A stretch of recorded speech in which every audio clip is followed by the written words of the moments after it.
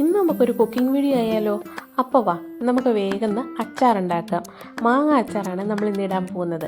നല്ല മാങ്ങ വാങ്ങിച്ചുകൊണ്ട് വന്നിട്ടുണ്ട്, കഴുകി വൃത്തിയാക്കുക. ഇനി ഇത് നമുക്ക് അച്ചാറിടാൻ വേണ്ടിയിട്ട് അരിയണം. അച്ചാറെന്ന് പറഞ്ഞാൽ നല്ല ഗംഭീരൻ അച്ചാറൊന്നുമല്ല കേട്ടോ, ഒരു തട്ടിക്കൂട്ടൻ അച്ചാർ. കാരണം അച്ചാറിടാനായിട്ട് ഞാൻ അത്ര എക്സ്പേർട്ടൊന്നുമല്ല കേട്ടോ, എനിക്ക് വലിയ പരിചയമൊന്നുമില്ല അച്ചാറൊക്കെ ഇടാനായിട്ട്.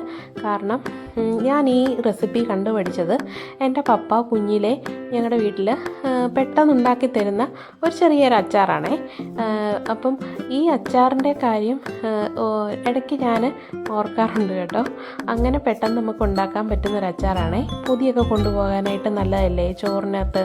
അപ്പം വേഗം തന്നെ നമുക്ക് ഉണ്ടാക്കിയെടുക്കാം. അരിഞ്ഞു വെച്ച മാങ്ങയ്ക്കകത്തേക്ക് നമ്മൾ മുളക് പൊടി ഇടുക, അതിനോടൊപ്പം ഉപ്പും ചേർത്ത് അടച്ചു വയ്ക്കുക. അതിന് ശേഷം നമ്മൾ നല്ലെണ്ണ ഒഴിക്കുക. ചൂടായി വരുമ്പോഴത്തേക്കിനും വെളുത്തുള്ളി ഇഞ്ചി ചേർത്ത് കൊടുക്കുക. പിന്നെ കടുക് പൊട്ടിക്കേണ്ടവർക്ക് കടുക് പൊട്ടിക്കുക കേട്ടോ, ഞാൻ ഇതിനകത്ത് ചേർക്കുന്നില്ലേ.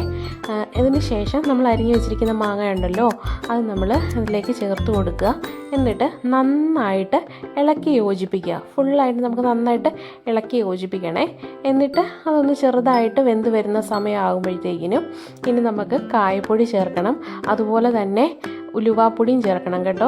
ഉലുവാപ്പൊടിയും കായപ്പൊടിയും നമ്മൾ ചേർക്കണം.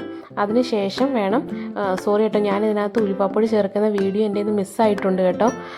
അതിന് ശേഷം വേണം നമുക്ക് വിനാഗിരി ഒഴിച്ചു കൊടുക്കാനായിട്ട്. പിന്നെ വെള്ളം നമുക്ക് ചാറ് വേണമെന്നുണ്ടെങ്കിൽ തിളപ്പിച്ചാറിയ വെള്ളം ഒഴിച്ചു കൊടുക്കുക. അങ്ങനെ ആകുമ്പോഴത്തേക്കിനും പൂപ്പൽ വരാതിരിക്കും കേട്ടോ. അതുകൊണ്ട് നമുക്ക് കുറച്ച് നാളത്തേക്കിനും കൂടെ ഇരിക്കുകയൊക്കെ ചെയ്യും. അപ്പോൾ ഇന്നത്തെ വീഡിയോ ഇത്രയേ ഉള്ളൂ. നമ്മുടെ അച്ചാർ റെഡി ആയിട്ടുണ്ട്.